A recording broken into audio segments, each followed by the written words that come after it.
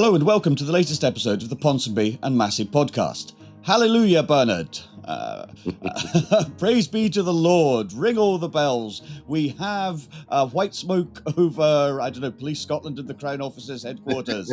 Operation BRANCHFORM has finally come to an end. After years of investigation and the spending of millions of pounds investigating the SNP's finances, Peter MURRELL, the former chief executive of the party and husband of Nicola Sturgeon, the former leader, has been charged with embezzling party funds, but Nicola Sturgeon herself and Sturgeon Beattie, the former treasurer of the party, have not been judged. We'll talk about that. And then we will also talk, I think, won't we, about the pressures Rachel Reeves is under, ructions within the Labour Party over welfare reforms, trimming the welfare budget in advance of next week's spring statement and the state of the public finances in a new era. So a lot to get through, Bernard. I suppose start off with Operation BRANCHFORM, because that's been the sword of Damocles hanging over the SNP for some time now. What's your reaction to the news that Peter MURRELL is certainly being charged with embezzlement and that he appeared in court? He hasn't entered a plea yet, but and the news that Nicola Sturgeon is not being charged, which is perhaps the most significant aspect of it all. Well, I think that if we look at this story, there were always two aspects to it, wasn't there? There was the legal aspects in terms of, is there any evidence of criminality being committed? And the second issue was, once that was taken forward in the form of a prosecution or prosecutions, what were the political ramifications of a trial involving very senior figures? So there are, in a sense, two quite discrete areas. I don't know what was in the Crown Agent's report, but clearly Mr. MURRELL is going to have to enter a plea because he's going to have to stand trial on embezzlement charges. I don't know what that evidence is, and I don't know what evidence there was, if anything, against Nicola Sturgeon and Sturgeon Beattie. Now, of course, it's inevitable in a story like this that conspiracy theorists take to their keyboards to allege all sorts. On both sides of the argument as well. It's a double-edged conspiracy or double-ended conspiracy. Absolutely. And, I always say the best conspiracy theories are the ones that can be proven. And unless you've got access to police reports and the paperwork that the Crown Agent took the decision on, the fact is that you have no evidence one way or the other to stand up any conspiracy theory. This clearly, in political terms, is still potentially problematic for the SNP, but not as problematic as it could have been had there been more than one individual on an indictment. Now, a lot will depend on what happens when this comes to court. If there is a guilty plea which is tendered, then the indictment will be read out. There will be a plea that will go in, and then presumably there will be sentencing. In that context, of course, I would have thought it's another 2-day story with damage which the SNP can quite comfortably maintain. On the other hand, if this goes to a full trial, we don't know who the witnesses are going to be. And during the course of a trial, lots of dirty linen would be washed in public. And that would be potentially, and I put it no stronger than that, potentially quite damaging for the SNP. And of course, the other thing is, if it does go to a full trial, when that trial will be, and the proximity of that trial to the Scottish elections next year. I have no idea when this will come to court. Mhm. Yes, I think it's. I agree with much of that, but I think it's also worth taking a step back and recalling how this all began. And we can do this without casting any aspersions on Peter MURRELL or making any kind of suggestion that he is guilty or not guilty. Obviously, it's live criminal proceedings, and we have to be very careful about what we say about that. But the whole process began when Sean Clerkin, the radical, somewhat eccentric independence campaigner, made a complaint to the police about what had happened to money raised by the SNP, notionally that was going to be sort of specifically ring-fenced for a referendum campaign. And this money did not appear to be there anymore in the SNP's accounts and so on. And at the time Mr. Clerkin made his complaint, I think it's fair to say that a lot of journalists, a lot of people in the media thought, well, this is a piece of nonsense. This is daft. This is the radical fringe of the independence movement going off on one again. And so it was perhaps, quite easily dismissed by a lot of people. And yet, all these years later, and it is many years now that have passed since it, I think Mr. Clerkin can claim a degree of vindication, actually. And that there are quite a number of people within the media, the mainstream media, if you like, and so on, who might care to dwell on the fact that Mr. Clerkin was right, that there was something to be investigated here, and the sort of airy dismissal of him was a mistake, was it not? Absolutely. That's the same Mr. Clerk, and you may well recall that during the course of the 2011 Scottish Parliament elections, chased Ian Gray into a sandwich shop where he was Yes. protesting. He actually chased him, I think, from Glasgow Central Station into a sandwich shop, and then Ian Gray was bundled into the back of a taxi. It is actually the picture of the 2011 election campaign, and in that sense stood as something of a metaphor for the Labour campaign. So, Mr. Clerkin, and good on him for making his complaint. Active citizenry is always a good thing, even although if you're on the receiving end of it, it's extremely unwelcome. I thought yesterday, and perhaps get your view on this, Alex, the statement that was made by Nicola Sturgeon, I thought was extremely measured and very, very careful. I mean, to a certain extent, this has been hanging over her. It will be a stressful time because although if you're the subject of a police interview, at the end of the day, if you believe that there is little or no evidence against you, you don't know what the police are gathering in terms of what statements they're taking from other people, and you simply cannot be 100% certain that this is going to go away. So I think from that point of view, she's probably been under a great deal of stress. It perhaps has not finally gone away for her, because it may well be that if there is a trial that she will be called as a witness, for example. So she may well yet end up in court, depending on how prosecutors view the evidence. But she was extremely measured, and I think that it was perfectly clear she just wanted to draw a line over this and move on. There was no foaming at the mouth and anger and saying, I have always maintained that I was innocent and that there was nothing to see, and I think it's reprehensible that this has dragged on for years and there's been all this money spent, blah, blah, blah, blah, blah, blah. But she didn't. She was, if I could put it like this, measured to the end.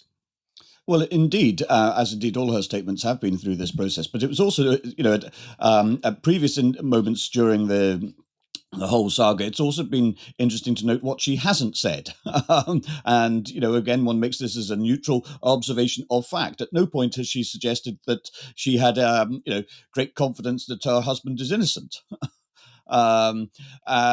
Which, she's not required to say anything of that sort, of course, but again, it is sort of notable. I mean, the problem, I think, with this investigation, with this story to some extent, is that it's become people will project onto it a lot of their own views, regardless of the quality of the evidence that's in the public domain, and the evidence in the public domain is quite limited for the time being. And so you have one group of people who think that Nicola Sturgeon has essentially been persecuted by the length of time this process has taken, and that she has been unfairly treated, that perhaps Peter Murrell and Colin Beattie have also been unfairly treated, but particularly Nicola Sturgeon, who has now been exonerated, of course, by the Crown Office and Police Scotland. And then you have another group of people, quite a significant group of people, who are not well disposed to Nicola Sturgeon anyway, who are convinced that there is something mysterious at play here. They will look at Police Scotland saying that under the direction of the Crown Office, decision was taken not to pursue the investigation into Sturgeon or into Colin Beattie. Now, under the direction of the Crown Office can be read as a perfectly formulaic, standard way of putting it, but a lot of people will read into that something that isn't necessarily there and that they certainly can't be sure or certain or have knowledge is there. And so, to that extent, I'm not sure that this situation is ever going to be satisfactorily resolved.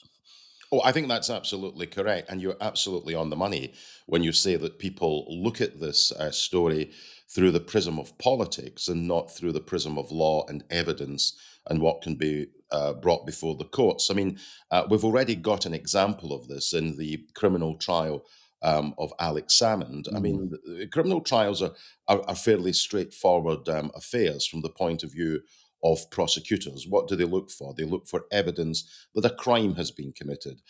If there is evidence that a crime has been committed, they look to corroborate that evidence. And then, thirdly, they decide whether or not it is in the public interest to prosecute. Mm. You can get things which are technically illegal. But they decide not to prosecute. You know, the kind of Mm. stuff that I'm thinking about. If you go to a football match, probably just about any Saturday, there are probably umpteen breaches of the peace And an that awful take lot of place. hate crimes. And perhaps a lot of hate crimes as well. The view is simply taken that from a policing perspective, get them all into the ground, get them all out of the ground, and we don't want to start sending precedents about every time somebody misbehaves within a football stadium, you bring them to the criminal courts. Otherwise, the Well, criminal well, courts will well, be well. clogged up. Although, I mean, the government did try and do that, of course, in fairly disastrous fashion. But Yeah, well, yes, yes. That legislation has obviously bitten the dust. But the point that I'm making is that during the investigation into Alex Salmond, and then the prosecution of Alex Salmond, and then effectively the exoneration of Alex Salmond in terms of the court process, I was reading all sorts of stuff, and none of it was to do with the strength of the evidence or the weakness of the evidence. On one side of the argument, you had Mr. Salmon's supporters saying this has effectively been a conspiracy of his opponents to try and fit him up. And on the other side, you had people saying he's completely and utterly guilty. And they were all monumentally depressed, I would suggest, that when a jury decided to acquit him of all of the mm, charges. But the key thing here is that these people are all political activists and they're looking at the issue through the prism of personality and through the prism of politics. And the only thing that actually counts here is to look at it through the prism of the law and where the evidence leads you. absolutely, absolutely. I mean, you're right to draw the distinction between the legal process and the political realities, and in which that legal process takes place, and they are obviously very different things. Um, I thought it was quite interesting yesterday when John Swinney appeared to intimate that, in his view, well, obviously it's up for the courts. We'll have to let the process play out and all the rest of it and so on. But the allegations are essentially that the SNP has been the victim here. The SNP is the victim of a potential crime, uh, which is an interesting line.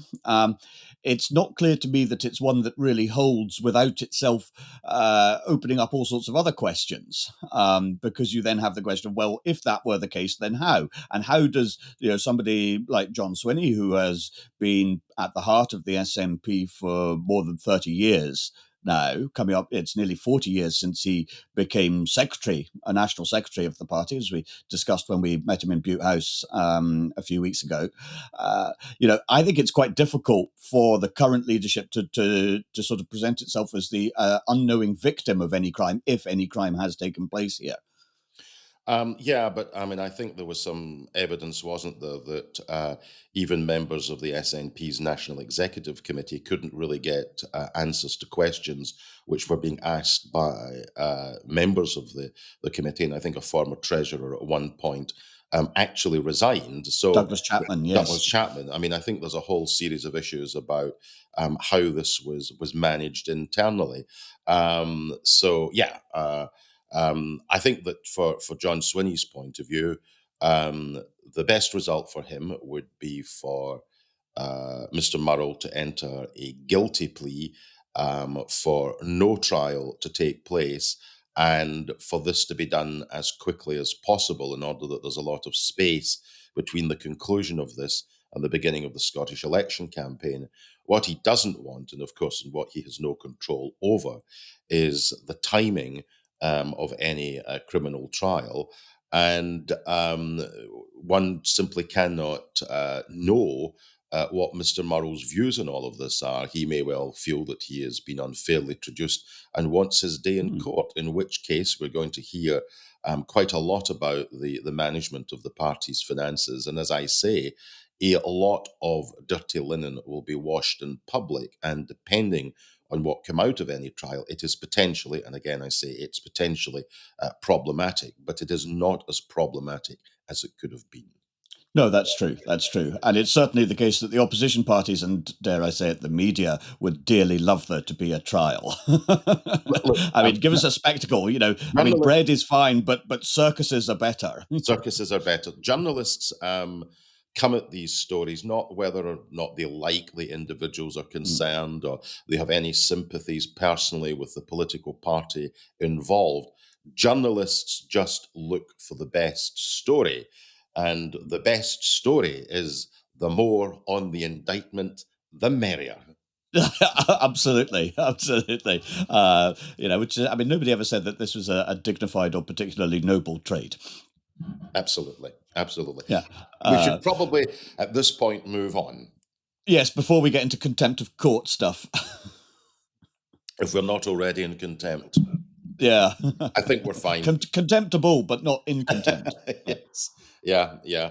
It's just worth making the point, and I say again, nobody knows what the evidence is in Mm. relation to Mr. Murrell. So the conspiracy theorists can do what they do, and they will continue to peddle conspiracies.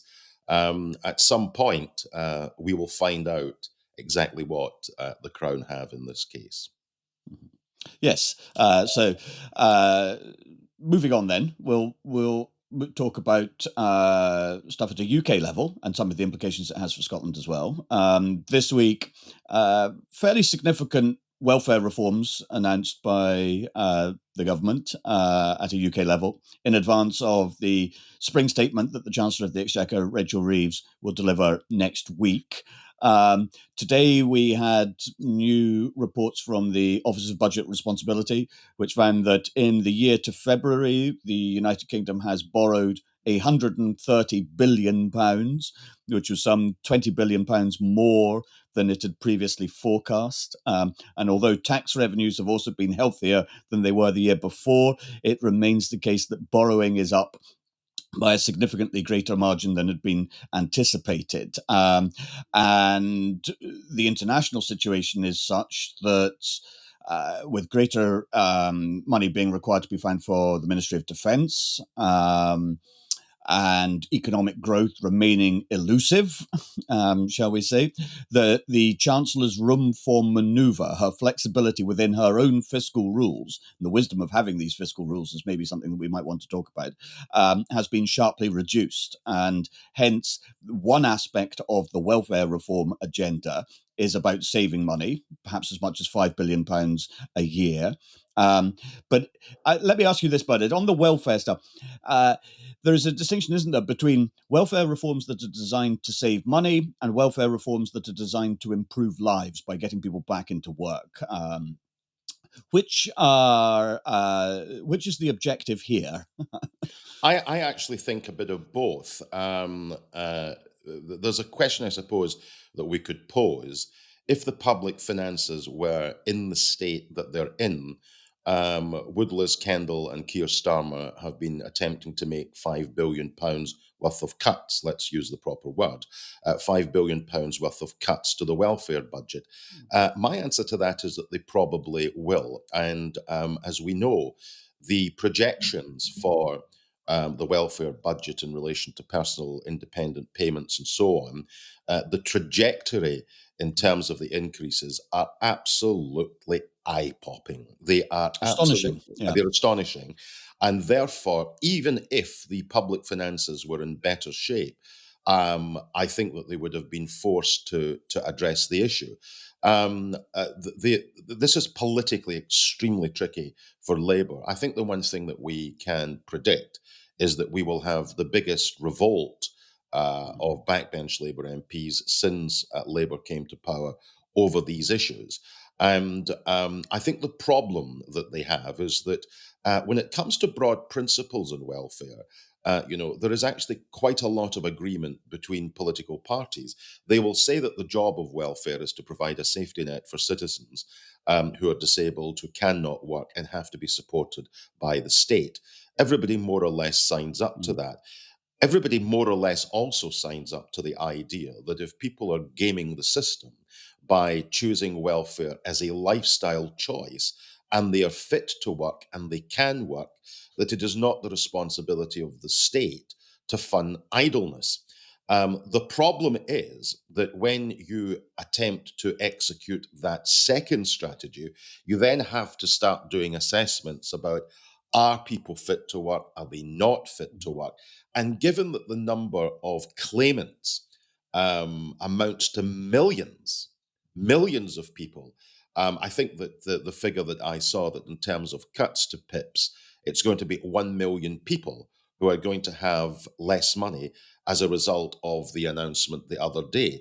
The problem is that you can go after those who simply want to make welfare a lifestyle choice. You inevitably, because the system is not foolproof in terms of getting every decision right all of the time, and it will get lots of decisions wrong. And when you're talking about millions of people claiming, the kind of decisions that will get wrong will run to the thousands, if not the tens of thousands, and will be distressing for some people. But again, the question for those people who simply poo-poo the idea of any sort of reform to welfare, if they subscribe to the view that the state should not allow people simply to claim welfare for life and not attempt to do anything to get a pathway into work, how are they going to reform the system?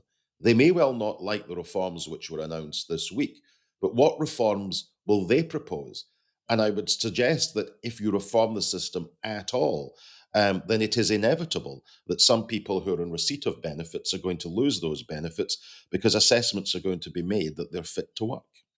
Yes, and one of the issues that we've had in recent years is actually there have been many fewer assessments made, particularly actually in Scotland, where of course Social Security Scotland takes if you like, a more generous or a less inquisitorial approach to some of these things. I mean, the figures are extraordinary on the Motability scheme for new cars, which allows people with disabilities, help with purchasing a new car every 3 years. So on that, 1 in 5 new cars bought in the United Kingdom last year was bought under the Motability scheme. That is an eyebrow-raising figure.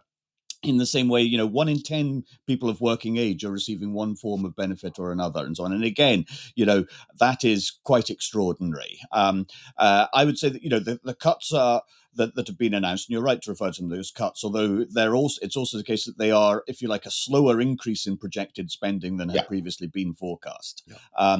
And you have multiple things going on concurrently, I think, when it comes to welfare. On the one hand, official investigations find that there is relatively little outright fraud in terms of wholly healthy people claiming, disability payments. On the other hand, the question really is, what is the definition of disability? And that definition has been expanded quite dramatically, I think, in recent years. And at an individual level and so on, I think you can frequently say, well, quite reasonably so, that people with, ADHD or anxiety or other mental health issues or whatever and so on require a measure of support too, in addition to those with physical disabilities.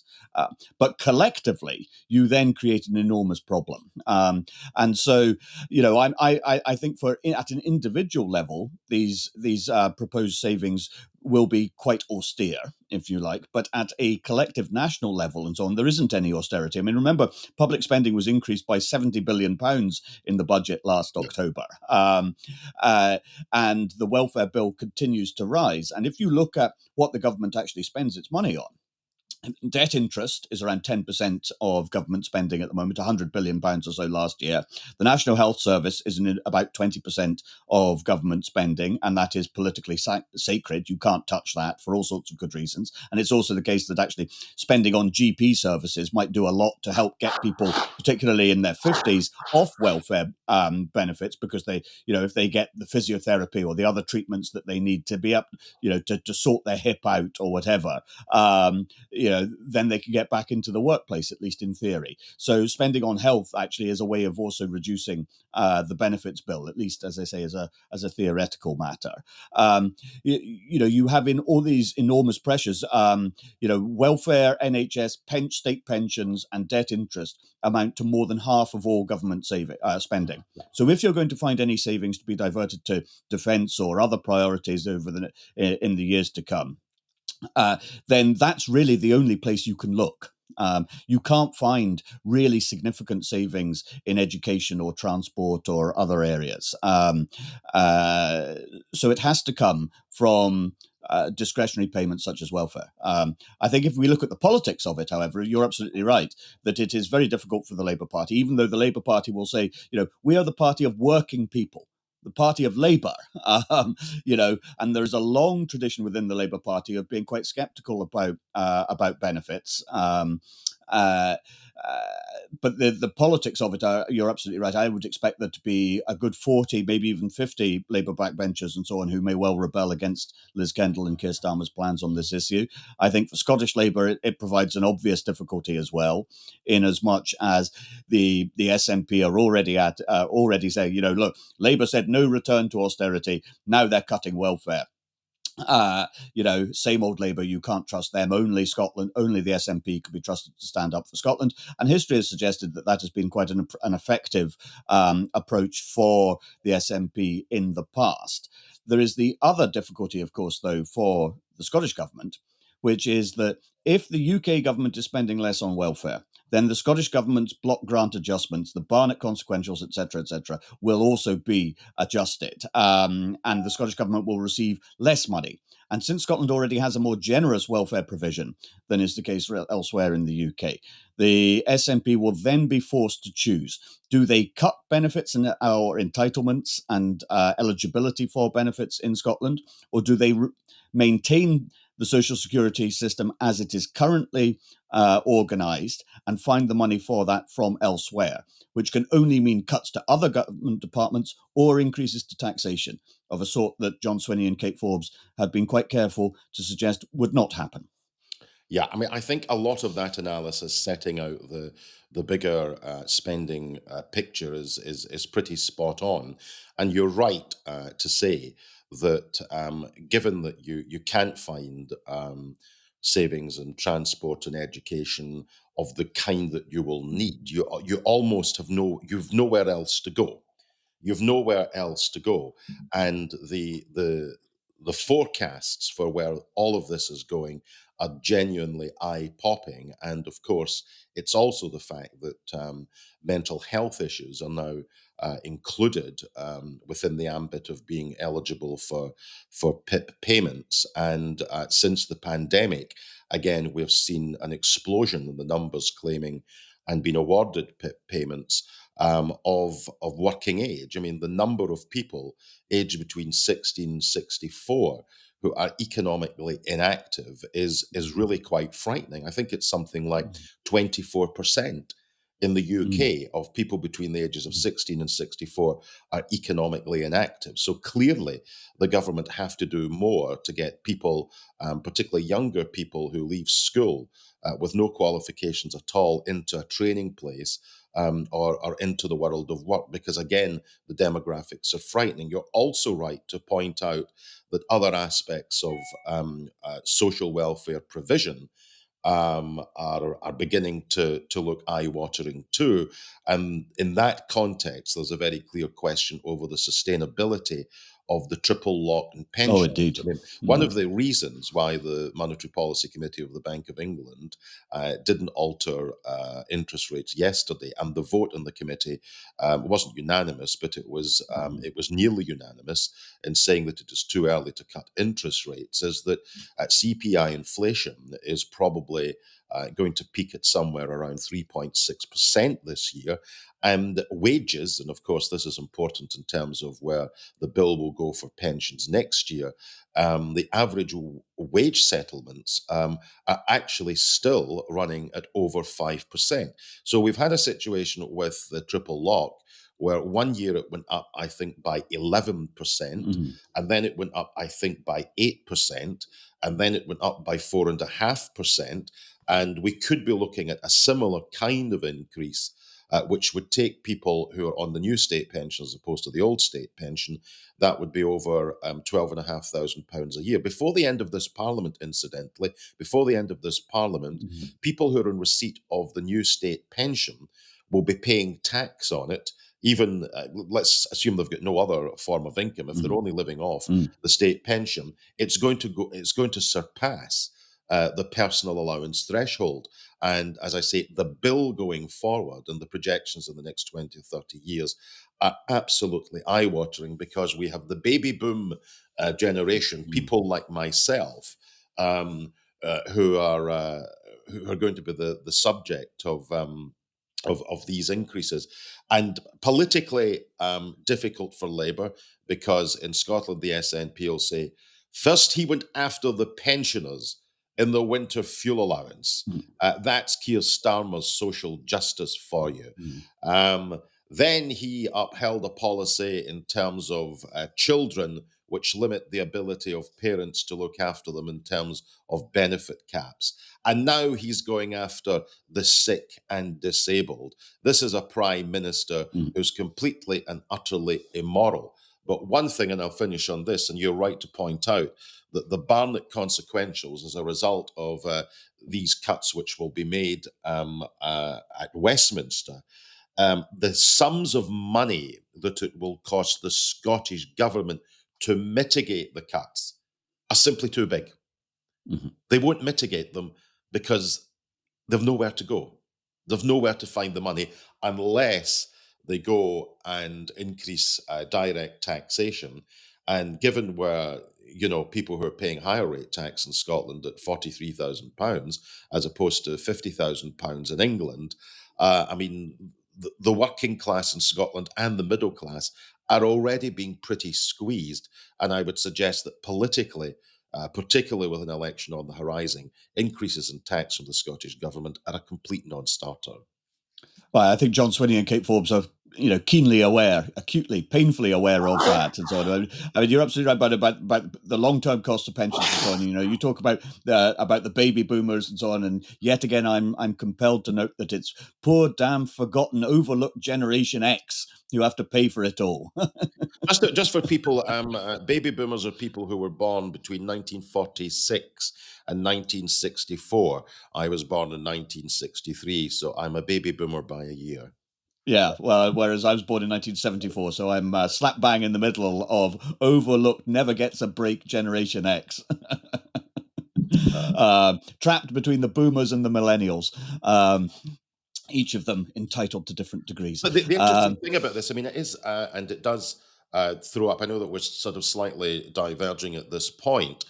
Um, the generation that comes after the baby boomers, in terms of what you could call state support throughout your working life, will get less than the baby boomers, and then the generation after that will get even less still.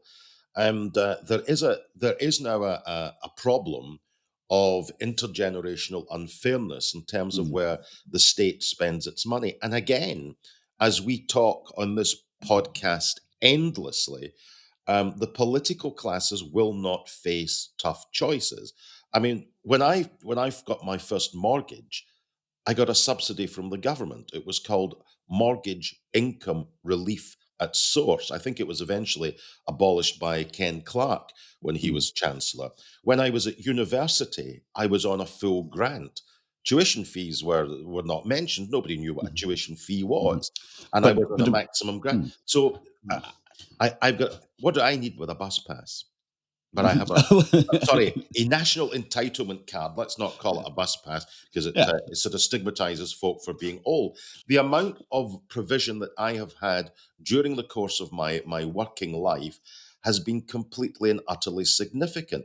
And I am simply amazed that younger people now, when faced with a dire situation in terms of the rental market and housing, a dire situation in terms of an insufficient number of homes being built, getting very little support along the way, having to rely on the bank of mum and dad, unable to save meaningfully into a pension because their salaries are going on cost of living. They don't seem to get angry about things. They simply don't seem to get angry. And they are the victims of intergenerational unfairness, and the political classes are sitting idly by on the sidelines and allowing it to happen. Well, I mean, I think that's broadly true. Absolutely, and the difficult choices are not confronted. I mean, you're absolutely, we talk about pensions quite often because they're of increasingly pressing interest to us. But you're right. The triple lock is unsustainable. Everybody knows the triple lock is unsustainable, but nobody is yet prepared to come out and take the decisions that are required to end it. I mean, at the last general election, the Conservative Party ran on a manifesto that would have changed the personal allowance for people in receipt of state pensions so that they wouldn't be liable to any income tax. So they'd be further privileged, if you like. Similarly, when it comes to things like universities funding. We you're right to talk about how the full maintenance grants and so on that used to be available no longer are, but that is of course because you once had a situation where in England it was around 10% of people went to university. It was a bit higher in Scotland, but you now have a situation where 50% of people go to university or third level of education of one sort or another, and we try and sort of maintain that we can fund it in the same way as used to be the case when the profile of the population has changed completely. And that is one of the reasons why universities across the UK are under extraordinary financial pressure, having to rely on international students and particularly international postgraduate students for a large percentage of their income. And that is a volatile and unstable source of income as changes to immigration rules make the UK less attractive for some people, or a devaluation of the currency in Nigeria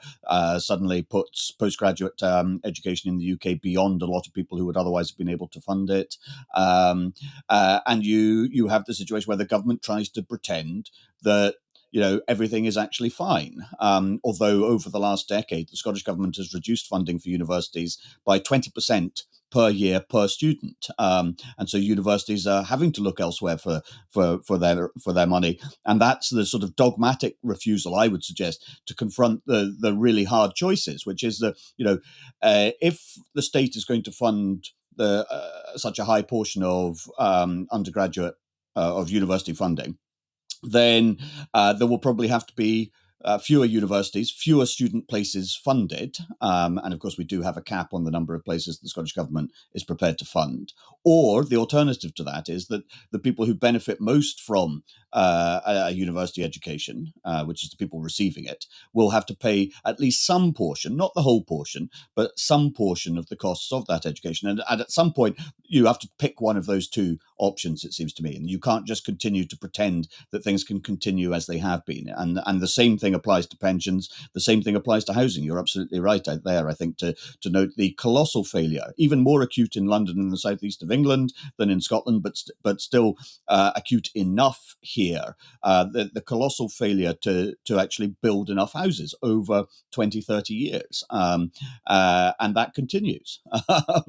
And so these are some of the bigger picture questions that I think, to be fair, to Keir Starmer and indeed to John Swinney to some degree, they are aware of. Certainly, Starmer talks about addressing some of these big, longer-term generational questions in ways that the Scottish government perhaps doesn't. But then the UK government, of course, has both greater responsibilities and more of the famous levers to pull to address some of them. But a lot of what Starmer is talking about now is getting Britain building, getting Britain working again. Now, and nobody could disagree with these objectives. The question is, of course, how you get there. So you have the government then saying economic growth is the answer, which is absolutely true, while at the same time pursuing policies for short-term financial and political reasons that actually get in the way of growth to some degree. So governments are always vulnerable to being, if you like, talking at cross purposes with itself. The Treasury and other departments aren't necessarily singing from the same tune, hymn sheet or anything. So the tax increases in the budget have not helped the pursuit of growth. But the pursuit of growth is required to fund the government's future ambitions. So it's a really, really difficult and delicate and complicated situation where you pull on this string and that gives you some benefit, but it loses you benefit elsewhere in the system. Yeah, the statement which Rachel Reeves will give to the House of Commons next week is going to reflect the fact that the government have put all of their eggs into the growth basket. And in actual fact, what's happening, and right at the intro, you pointed out the stuff which was released this morning, the growth forecasts are being downgraded for this year. I mean, this is all, in a sense, a complete disaster for Labour for the very reasons that you've given. If you've got no growth, you can't bail public services out. And of course, in the budget last October, we got £70 billion worth of additional spending. And the profile of that spending in years 2 or 3, there was sort of meaningful real terms increases in spending in year 1. I think in year 2, the real terms increase will fall to about 2%. And then in year 3, to barely over 1%. So, and it's perfectly clear that this additional spending is just about keeping the show on the road. In relation to health, it's not turning things around. But if they're going to have even more expenditure, they're going to have to look at taxation. I think the downside of the budget was that £25 billion worth of tax rises, which of course are going to come in next month, they'll come in April, are all on employers. And given that 85% of your economy is small to medium sized enterprises, they have a double whammy of higher national insurance, higher national living wage, and it's right that they should. I support big increases to the minimum wage. But the fact is that they've got a double whammy, and it's perfectly clear that they'll not take on new staff. They will increase prices, hence the reason that there are inflationary pressures. And some of the bigger businesses like supermarket chains are already revisiting and reprofiling their investment plans. And that again will act as a brake for growth. So it's pretty horrible. It looks as if Rachel Reeves will announce £6.5 billion worth of cuts next week. We'll find out where those cuts will be.